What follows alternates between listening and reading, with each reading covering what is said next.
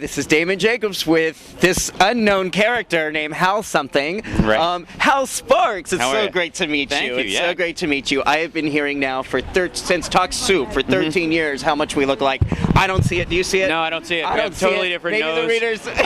You have an ovular face. I have a square face. I know. None of it. All Maybe right. we will put it to Simply- end right here. yeah. I am not Hal Sparks, and I know people mistake you for That's Damon it. L. Jacobs all Absolutely. the time. So with my blue eyes and yeah, that's right. So we've been angular features. Right. So you've been leading a panel wonderfully today about gays of our lives, about gays in soaps, particularly Right. German soaps, and we've also been talking about the role in American soaps. One thing at We Love Soaps we talk about is often the social relevance of soap operas and the continuing story format and the Right. ability to help and heal people.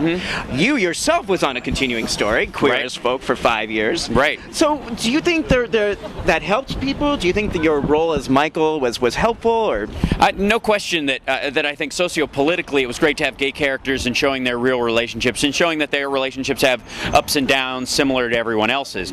I think the exaggerated nature of soap operas and the constant drama aspect of it, the sort of enforced drama that is sort of unnatural to human interaction, that's kind of meant to be emotionally manipulative, not necessarily the most helpful thing.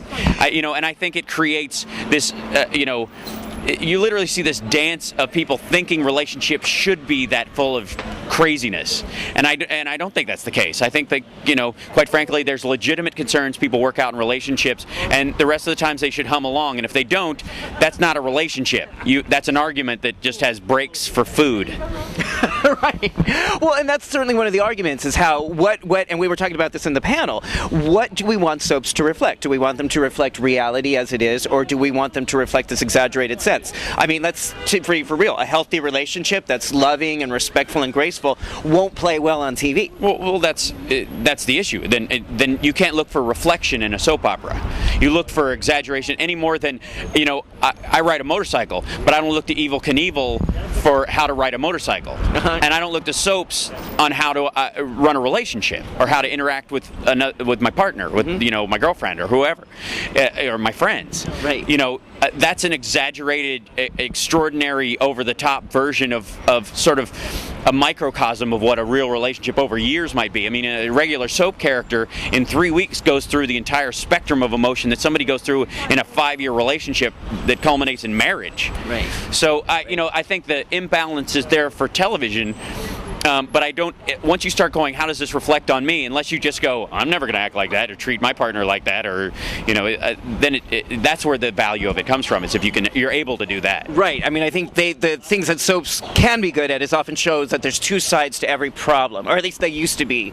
They show that there's no definite right or wrong, that two people can see a problem in two very different ways. I think that's a healthy thing. It can be. I think there are definite rights and wrongs in the world, and I do think that if I was in a relationship with someone and I was beating her, I'm wrong, and that's okay. There is no middle ground in that conversation, and there's no point, by the way, where I need to be seen how someone else could fix their partner who beats the shit out of them. Right.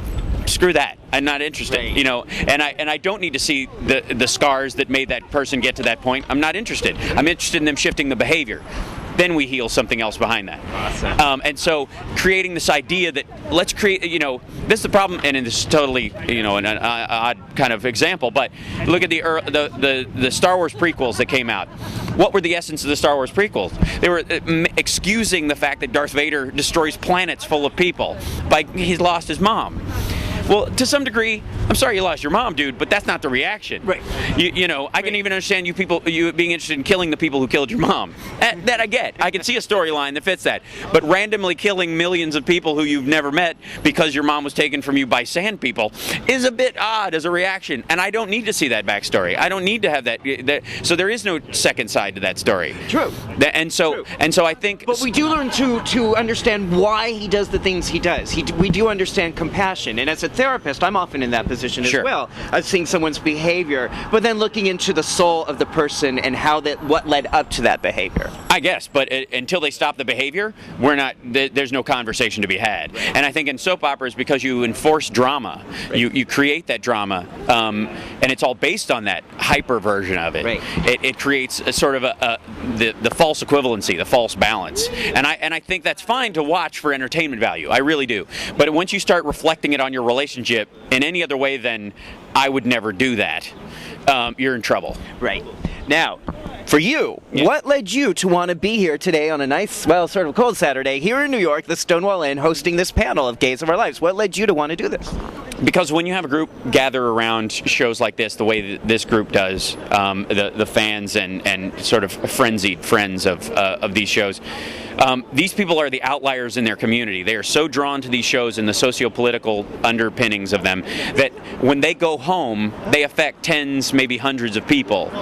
And so when you can gather them together and you can sit with them and you can have a deep philosophical discussion about the nature of these shows and why they need to be done and where we need to go as a society, you shift them from being passive viewers who watch a show and really like it like they would like anything, the old Batman series or Star Trek, and you shift them into agents of change.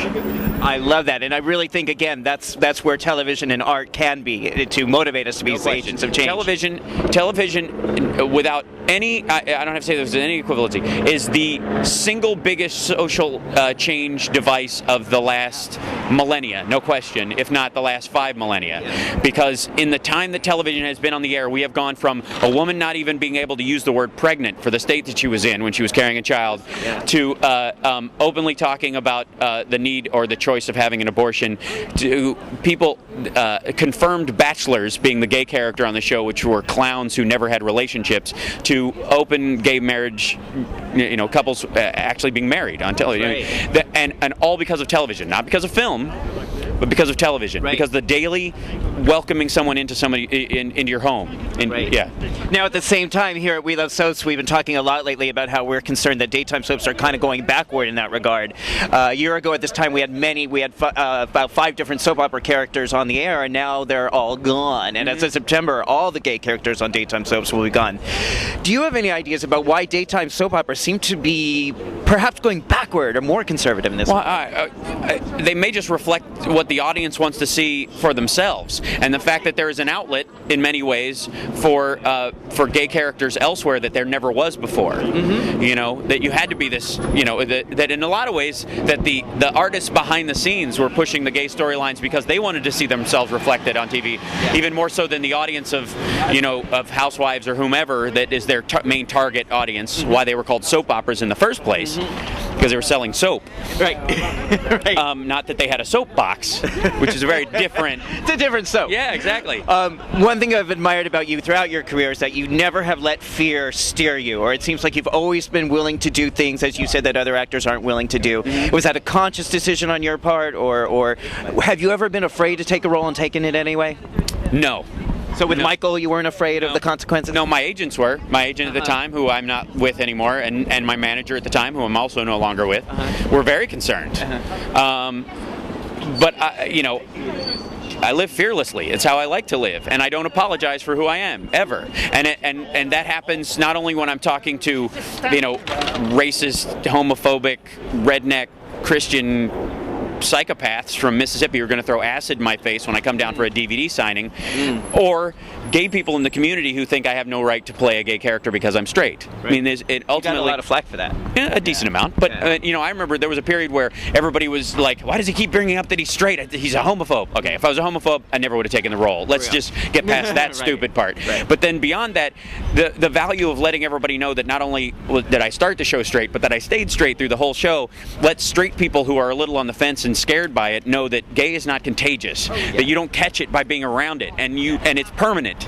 Yeah. It is who you are, and it's okay. And when they go, well, he's still straight and he was on there, obviously it's not that hanging around them won't get it on me, and that's what their fear was. It's as childish and stupid as it is. There's a big portion of the society that thinks that it's contagious, and if they just realize gay people are gay, and still, and now that they realize, oh, he's straight and he's never going to change, and so they're gay and they're never going to change, now I've got to really shift my view. I've really got to start dealing with them as people who exist, not people who I can wish out of existence. Right. Hal, my twin, it's so great talking with you. Myself, I really admire how outspoken and articulate you are, as well as on Twitter and in everything you do in your stand-up. You always you never let fear guide you. I admire that, and you always speak your mind, and I think that's such an important example in these times, and in all times, to have people like you doing this. I appreciate it. Thank you so much for doing absolutely. that. It's so great Cheers. to see you.